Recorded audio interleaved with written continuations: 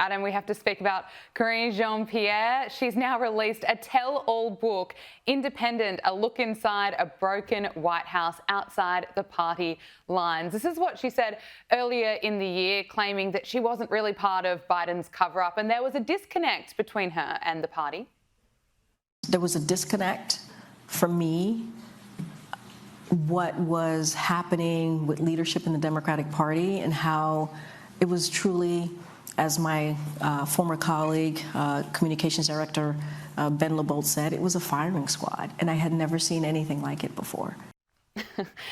So what are we going to hear from this book? Do you suspect that she's going to, I suppose, get the knives out, maybe name a few people that she's fallen out with?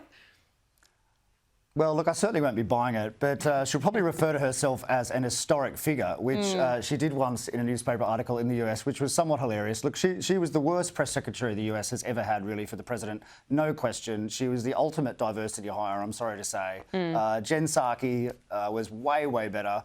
I don't think that KJP, as she's called, will even get a TV show because she's just not very talented. Look, they're all saying this now. Jake Tapper, KJP, they're all saying, oh, you know, we knew what was going on, but they never said anything at the time. I think they're just trying to save their future careers by making these sorts of statements. And making money from it. Now they do a tell-all when it doesn't matter, when it's too late, and they're profiting from it. But what does it say about the Democrat Party when you have someone who was kind of the face of it, who is now encouraging people to essentially walk away and look at being independent? Well, look, I don't know if people will. I mean, as you know, the US is so incredibly polarised, but the Democrat Party is facing an existential crisis. I mean, it used to thrive by pandering to minorities, but as I just said earlier, there was a swing to Trump from all those minorities. So this sort of coalition strategy that they've used for years, it's just not working anymore, and so they're fumbling around with what to believe in. So, you know, KJP probably is frustrated with the party because it's probably going to be out of power, at least in the White House, for quite some time. Now, we've been talking about, obviously, the Biden cover-up, and Donald Trump says that the biggest scandal is also the use of Biden's auto pen and using the auto pen for some of those pardons. Now, Trump has ordered Attorney General Pam Bondi to investigate the use of Biden's auto pen. The White House has put out a statement today saying that the nation is governed through presidential signatures. In recent months, it has become increasingly apparent that former President Biden's aides abused the power of presidential signatures through the use of an auto pen to conceal Biden's cognitive decline and assert Article 2 authority. This conspiracy marks one of the most dangerous and concerning scandals in American history. And this is not going away anytime soon. But what can really happen here, Adam? Well, look, I think that's broadly true. I mean, the presidential pardon power is an extremely serious matter. So you would think the president would actually physically sign these documents, but that clearly did not happen with the suite of pardons that happened at the end of Biden's presidency. I mean, of course, the famous one being Anthony Fauci, who was pardoned, for anything going back 10 years. And there were many other pardons too. And I mean, as you point out, it was exactly the same signature on all of these pardons, suggesting that Biden did not even know that he was pardoning these people. So I think there does have to be an inquiry to work out who on earth was actually governing the US, especially in those last years of the Biden presidency, when it was clear for all to see, for the American public to see, that he was in marked decline. I mean, he could barely string a sentence together. And, people like KJP, who we just talked about, were saying at the time that everything was fine. So, it is a serious matter, and I think that Trump's right to order an investigation of that. Caroline Levitt was asked about the auto pen scandal yesterday. Here's the exchange.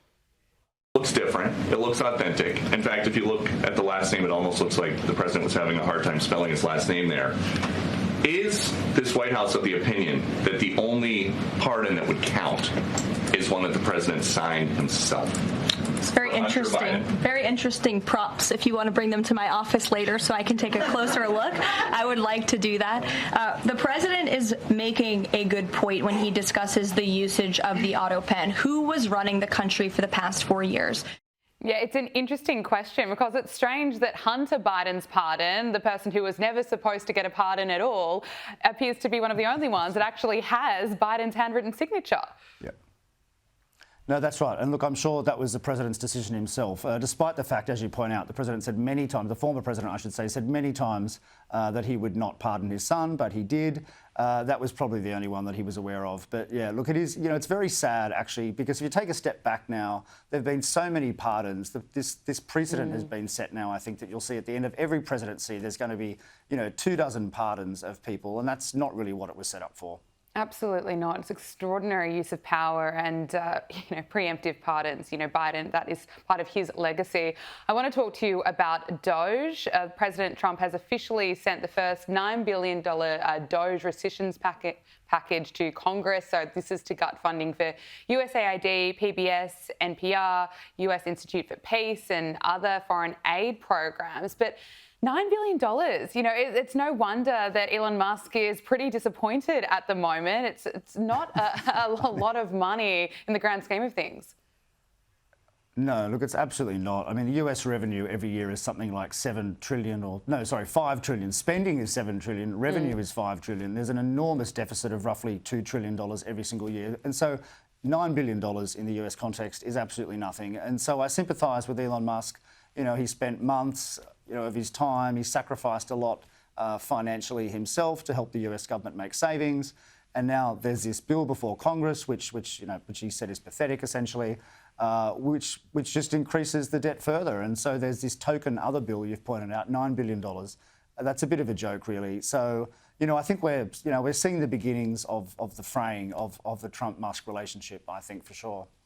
Interesting to watch this space. I agree with you that it is disappointing when they were identifying so much waste, and then we're down to $9 billion. But finally, Adam, I want to speak to you about what is happening here in Australia.